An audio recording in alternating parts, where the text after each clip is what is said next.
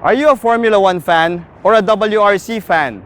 Well, if you're either of the two and you've started a family, I'm pretty sure these two vehicles are in your short list of family vehicles. And to find out which of these two is the best for you, well, we've started another car comparo. Let's do this!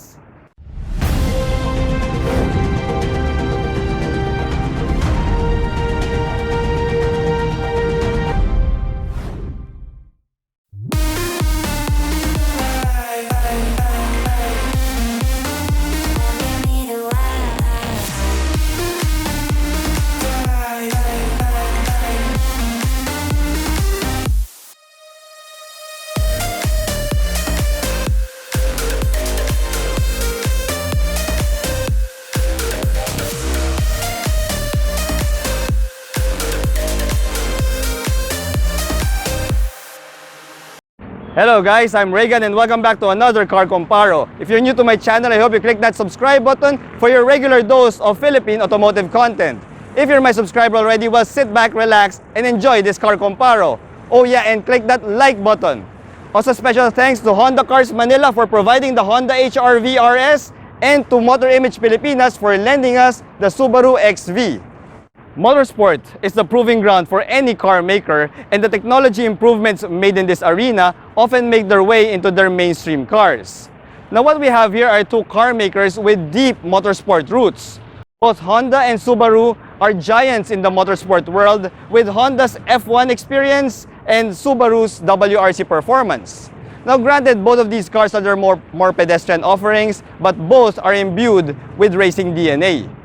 The current generation Honda HRV may be on its last legs, but after seeing the next generation HRV, well, it seems that this current generation Honda HRV RS may be the last sporty subcompact crossover that we'll see from Honda in a while.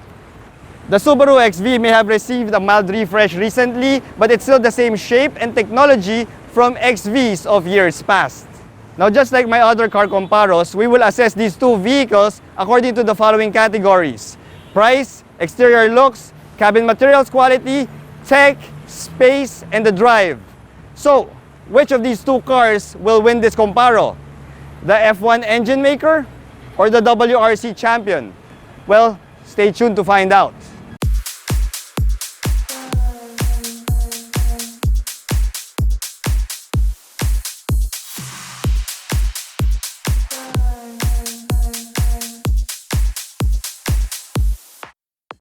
The Subaru XV is a premium all-wheel drive subcompact crossover that comes with a premium price.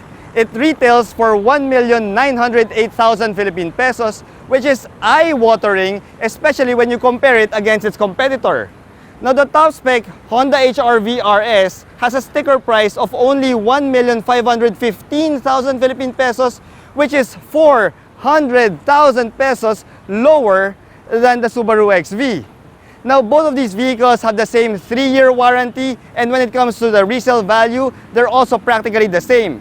So because the Honda HRV RS has a more affordable sticker price, it takes 5 points, while the Subaru XV can only garner 3 points in the price category.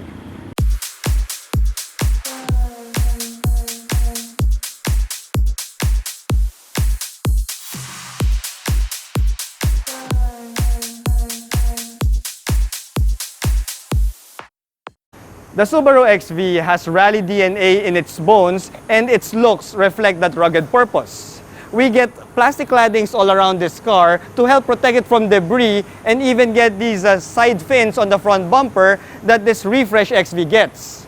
It has aspirations to look like a tough off-roading vehicle, but at the same time wants to look premium as well. So because of those two clashing design themes, well, this XV comes across as a little bit confused, at least in my eyes. So because of that, the Subaru XV only gets 4 points in the exterior looks category. When I did the review of the Honda HRV a few months back, I mentioned that it is one gorgeous looking premium crossover. Now that sentiment still holds true even up to today. The Honda HRV knows that it's a premium subcompact crossover that's primarily built for the city. As such, its design follows its purpose. It gets these sleek lines and minimal claddings, plus those gorgeous set of LED headlights. Now, because the Honda HRV is better put together in terms of its overall look, it gets 5 points in the exterior looks category.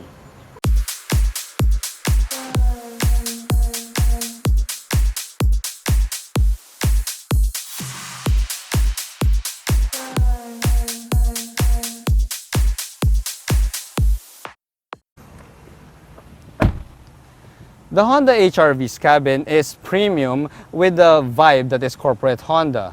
Now, despite that vibrant orange paint job that this HRV has, well, this cabin has that drab and corporate feel to it, as I mentioned, because it's mostly just blacks and grays. We get black leather seats here, but both the driver and front passenger doesn't get any power adjustments. The steering wheel is also leather wrapped, and we also have a black leather with stitching here at the sides of your center tunnel as well as on your door cards. Now, it's a comfortable cabin, guys, but we do get some splashes of plastic here and there from the top of your dashboard and also the lower part of your dashboard.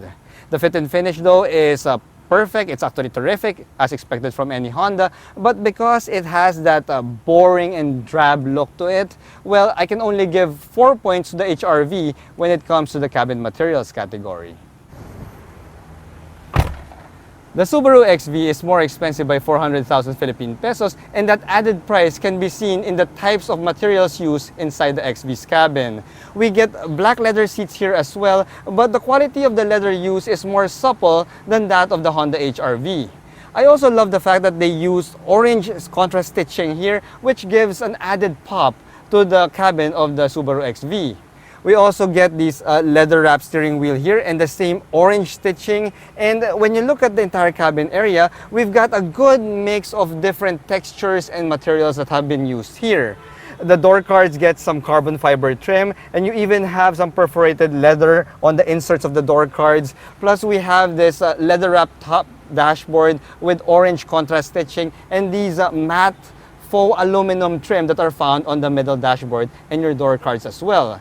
Now, to top it all off, the Subaru XV even comes with a regular sunroof for that added premium factor.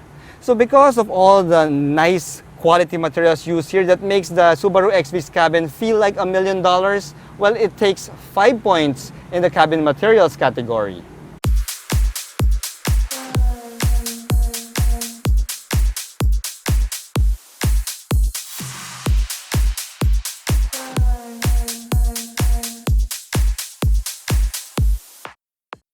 The Honda HRV is due for an all-new model change, and when it comes to its tech, it's about freaking time. The instrument gauge cluster of this thing reflects its age as well as its aftermarket-looking infotainment system. At only 7 inches of screen real estate here, it barely meets my acceptable standard. At least it has Apple CarPlay, Android Auto, and a reverse camera.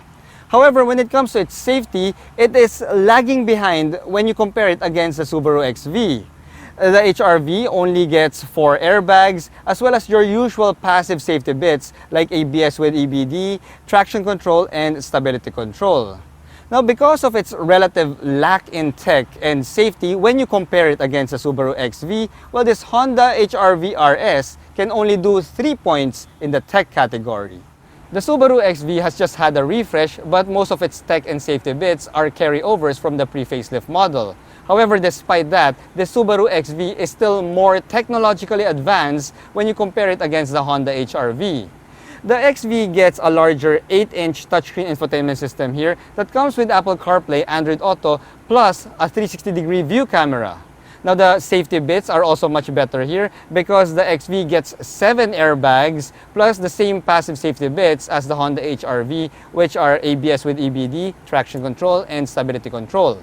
However, the XV ups the ante further with Subaru's EyeSight 3.0, which includes, amongst others, adaptive cruise control, emergency braking, blind spot monitoring, lane keep assist, and high beam assist.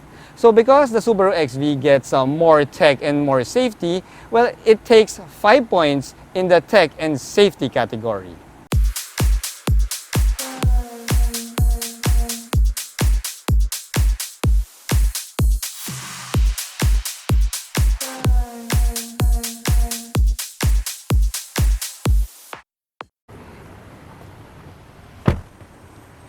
The Subaru XV has a regular size back seat that is pretty common amongst these premium subcompact crossover.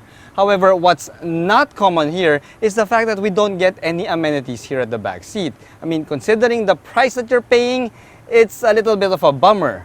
We don't get AC vents here, we don't get any charge ports. We only have this center armrest here that comes with these two shallow cup holders. As I mentioned, guys, well, for the price we're paying, it really is a little bit of a bummer. The cargo space of the XV is also pretty decent for a subcompact crossover. We get 385 liters of cargo space here, which is, well, only good enough to give it 4 points in the space category.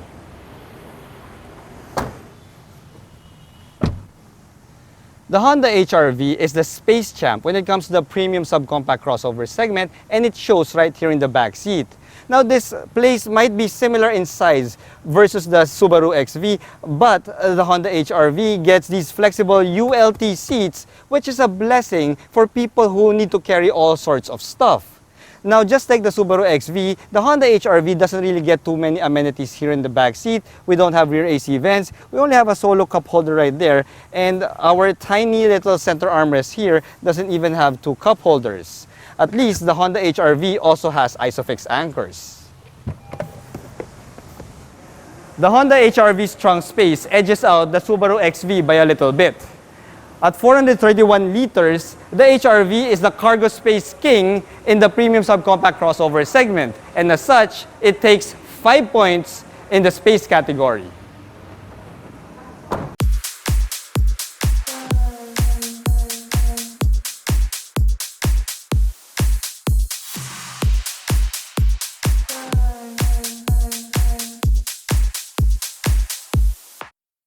The Honda HRV is powered by a smaller 1.8-liter 4-cylinder gasoline engine that can put out 140 horsepower and 172 Nm of torque. Now, it also has a CVT transmission similar to the Subaru XV, but the CVT of this thing is tuned more for fuel economy rather than outright performance. It's a shame really because the HRV has that sporty look and Honda's F1 heritage. However, this thing is 200 kilos lighter than the Subaru XV, which also explains why it feels more agile on its feet when you're taking fast corners. But for straight line speed and outright power, well, the Honda HRV still feels slower than the Subaru XV even when you put it in sport mode.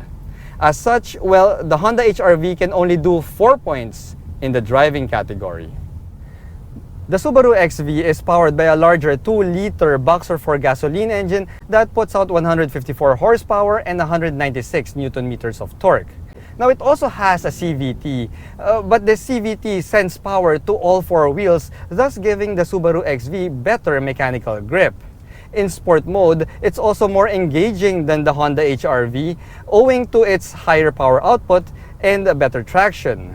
Now, it might be 200 kilos heavier than the Honda HRV, but that weight penalty is offset by the fact that the CVT of the Subaru XV is tuned more towards performance. It also has an all-wheel drive system, which makes it the better car to drive, especially when you're driving in wet weather conditions, which we get in the Philippines like half the time. As such, well, the Subaru XV takes 5 points in the driving category.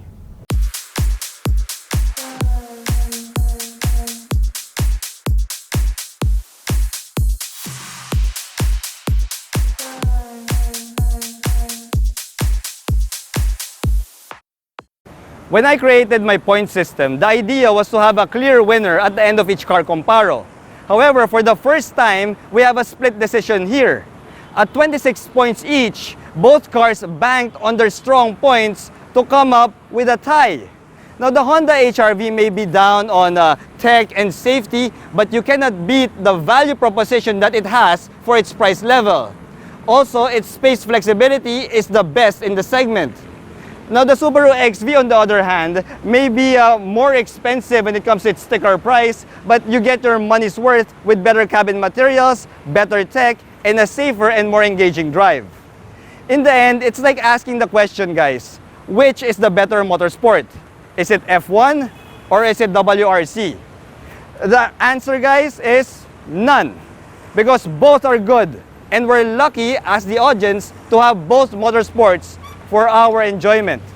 Just like the HRV and the XV, we're lucky to have both cars amongst our choices.